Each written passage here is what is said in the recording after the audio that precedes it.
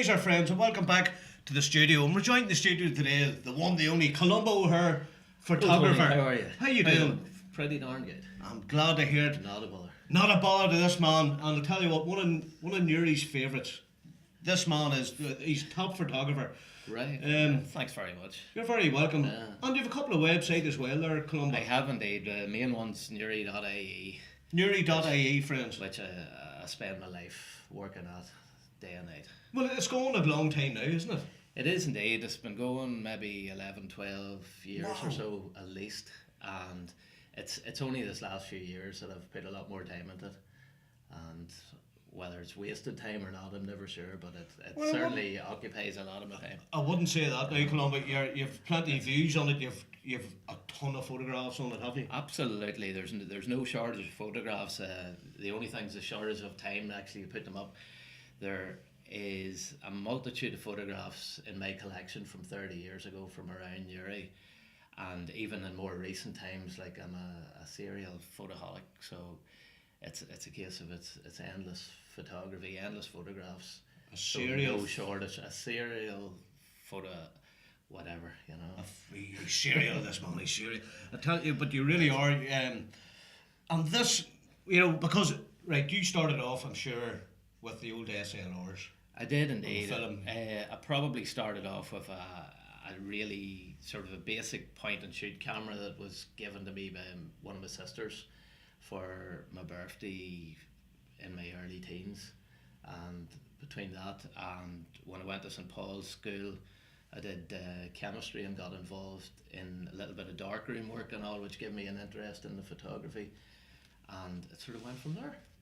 Wow. And it ended up all of the earlier years up until about 2001, 2002 was darkroom work, developing black and white photographs, stuck in the darkroom half the day. I worked for Morton Newspapers in Portadown, Farm Week it was called, and I would have been half the day in the darkroom, and it was all film cameras. And then once 2001, 2002 came along, digital arrived. I saw the light. You saw the light. Yes. And going back to the darkroom was a bit of a disaster, because when you're putting your chemicals in and you put your photographic paper in, and if somebody just opened the door and said, "Do you want a cup of tea or something?" Oh, absolutely. Once the light come in, Yes. ruined straight It's away. always lock the door. Yeah, darkroom can be very, very sort of stressful thing.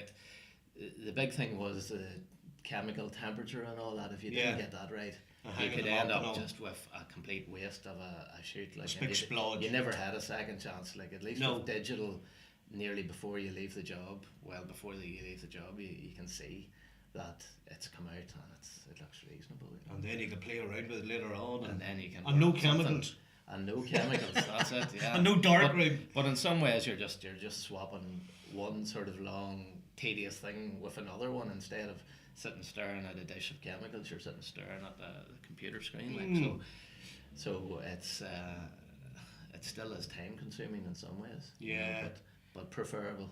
But major advances, as you know, in photography since digital really started, hasn't Well, it? that's it. I sort of I feel quite prehistoric in a way when you think that I started off developing photographs like in a little dish in my sort of spare room at home out in the countryside, and it went from that till where you can literally take a photograph and it can be anywhere in the world straight away.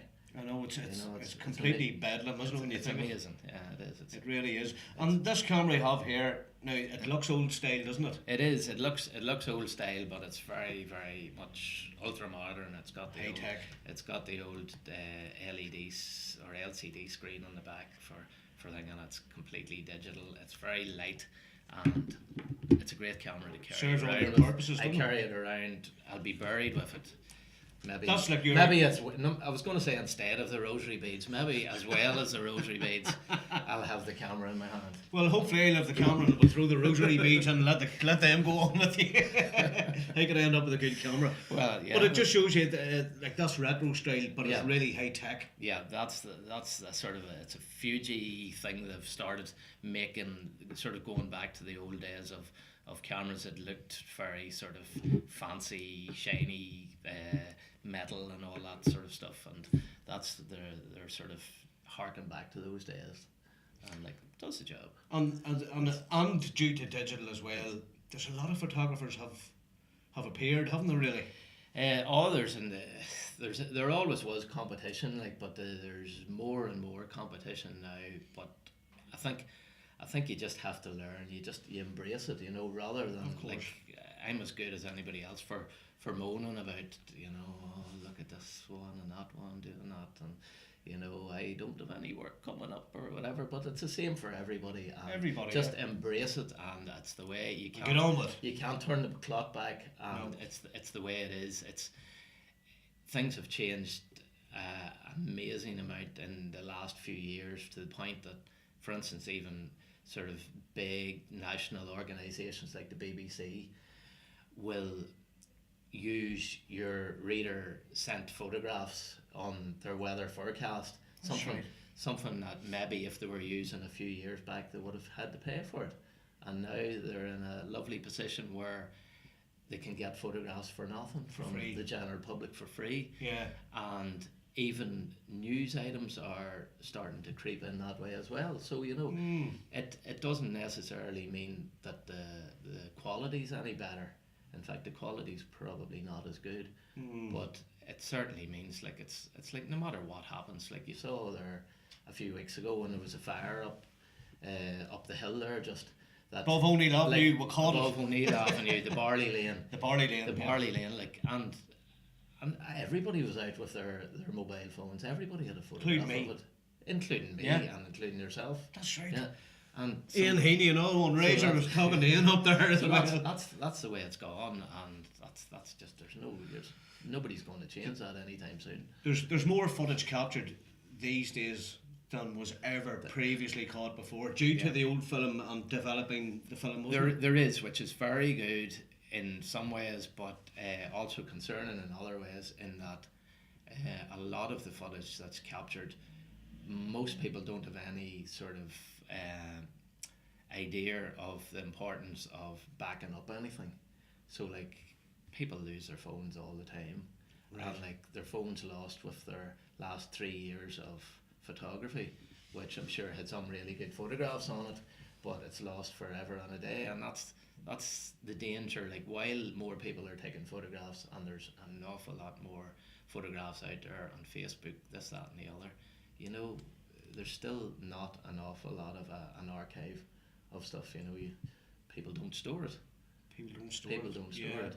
And that brings it back to the old days of developing, and you've lost printing that, it out, and it's gone, and as you say, you can't recover that, you know. That's it. People don't really, I think as much of, like, right, we've got a lovely photograph out the other night, that's such and such a person's 40th birthday.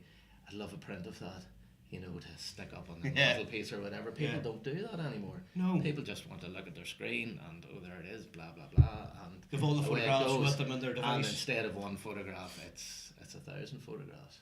Wow. You know, so it's Speaking of photographs now, you have your own favourite collection, haven't you? I would have, I have a lot of sort of favourite photographs for different reasons, and you're going to show us a few of them. We're going to get a look at them very, very soon, friends, after we chat about this. I would, one of my very sort of favourite photographs would have been from the 2002 All-Ireland final when we won the All-Ireland.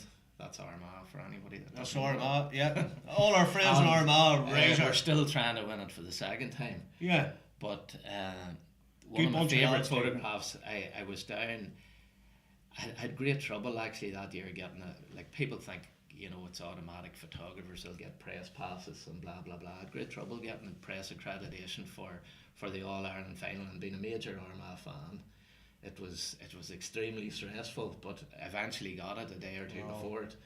And one of the photographs I took was from the far end of Croke Park, just looking towards Hill 16, and it was Hill 16 before it was renovated, so it was a lot steeper than it is now. It was like Hill 19. It was like Hill 26. And it just shows the whole crowd of the colour and the massive crowd of Armagh and Kerry supporters waving the flags. you could almost hear them shouting and screaming when you Wow. look at the photograph. And the two teams, the entire two teams, are walking in front of Hill 16. So it's a nice moment captured, and that's something like that is my sort of photograph. And there's a lot of luck attached to it too, timing wise. There is. And I mean, you're a king of the timers, aren't you? No, well, no, I wouldn't say that. I wish sometimes there's a lot of luck attached, and there's skill attached as well, and it's like everything from a football point of view, and no matter how good you are, if you're at the wrong side of the field, you're not going to get the good goal shot that you would get if it happened at your side, at your goal.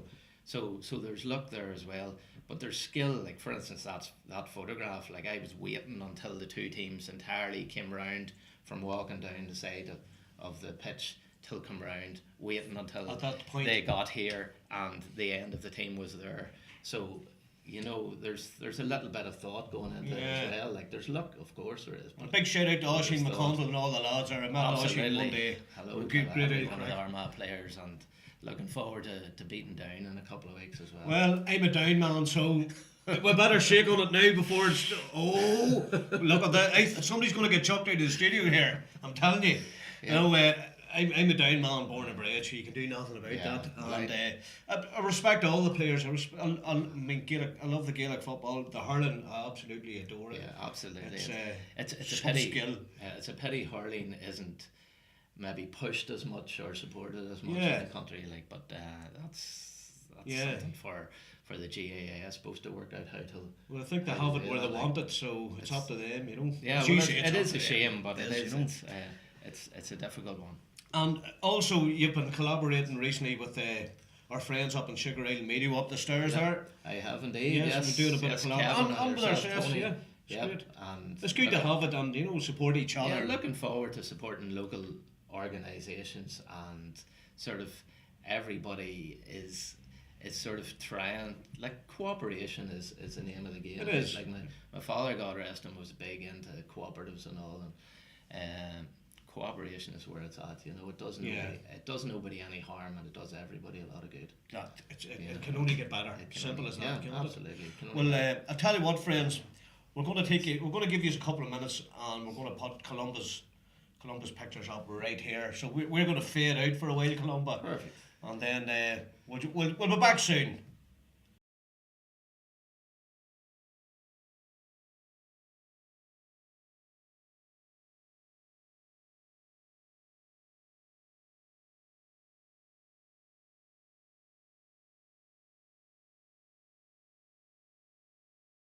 And welcome back, friends. And I hope you enjoyed all them fab photos. Tell you what, you're somebody. Yeah, right. Telling you, this man, he's got an eye of an eagle. And I'm not talking Eddie the Eagle. No, fair play to you, Columba. That's a fine range of well caught photographs there. Thank you very much, Tony. Now. Yeah. And I'm looking forward to collaborating with you too. And I mean, we see each other out all over the place, basically, don't we? It's see, absolutely love your everywhere. lock, Yeah, and the silvery light, and love your lock, and all, just to name a few. I think maybe I have a tracker device or something that you're holding Intel or vice versa. The day was down the silvery light, and everybody had left, and there was nobody there. And next thing I just looked round, you were there. It's hilarious, like in a way. There's Newry has a circuit of media people at different things, like, and for instance, back to talking earlier, that fire up at the Barley Lane. Like, I thought, right, where will I go for a photograph? So I thought, go up Glen Hill, way up the Dublin Road side of Newry, and go up there. There should be a good view of it. So we'll go up there, and who's standing there with his tripod but Mark Pearce, you know? So Right. and Mark got the best photograph of the day there. Like, I should have actually just kicked this tripod over or something, you know. Wow, well, I could have got the best one. You could have done that. Watch your tripod, Mark Pearce. But it just shows you, everybody's on the same sort of circuit, and everybody's really keen to get the best photograph or the best video or the best coverage of something, which is healthy. It is indeed. And funny enough, me and Kevin actually, we went up a week later, and went away around the back of Courtney Hill, of the Muir Hill Road, and went down round Joe Santos and the Martin Patterson's place down there, and it's looking at the back of that mountain. Yeah. and you could see it got a right roasting. Oh, So yeah. there's a video. It's stacked up, friends. It will be coming out, and you can get a look at that too. We interviewed a few of the locals up and only loving you. You know, young fellas too who are quite frightened, really. You know. Yeah.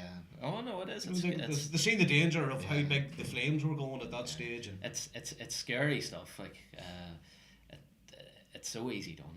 Somebody just some youngster or maybe somebody a little bit older, bit of mischief there, like and out with matches, and you know, it's their children at the end of the their day. children at the end of the day. Like, but it just shows you how something simple can.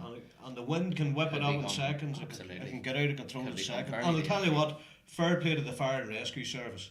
I mean, they landed there with seconds to spare. And they'd been fighting the fire at the back of the mountain, which we didn't know about. Yeah. So well done, lads. Big respect to the whole lot of you. Yeah. So Columba, how can local people get in contact with you then for your services? Well, Manuri.ie website has, at the minute, we're heading for about 2,000 unique views a day, and our Facebook page, we're around about 11,000 likes, which is pretty amazing when I think about it myself. But it's something that doesn't happen. Right. It doesn't happen overnight. Yeah. But the idea of the website is to actually promote Newry and promote everything about Newry. Bit like we're doing. Mostly the good. Absolutely. Yeah, the same thing. Mostly the good. Yeah. And really to just have a sort of a place where people can express themselves and get their points across, and we can be contacted. There's plenty of details on the website newry.ie, or you can email me at news@newry.ie, or phone numbers are all there on the website. There you go, friends. They'll appear here shortly. And there you go. That's where you can get Columba. Unfortunately, we're running out of time here. Our technical man's giving us the time out sign. But it's been good talking to you, Yep, Columba. It's thank always a you very pleasure. much, Tony. And no Not doubt we'll bother. be seeing you, working with you closely again. And there's loads of events on the way up, isn't there? Absolutely. Oh, there's no shortage at all now. It's So- involved in everything. There you go. You heard it from the main man himself. And if you can get some of your viewers to go and like the Banter Show page, I'll give them a big raiser. Absolutely. So, and I want to thank everybody for subscribing to our YouTube channel, the Banter Show, and for following us on Twitter, Facebook, LinkedIn, Google Plus, Pinterest. So we're all over the place. So from me and Columba, the one, the only raiser. Friends, we're out of here.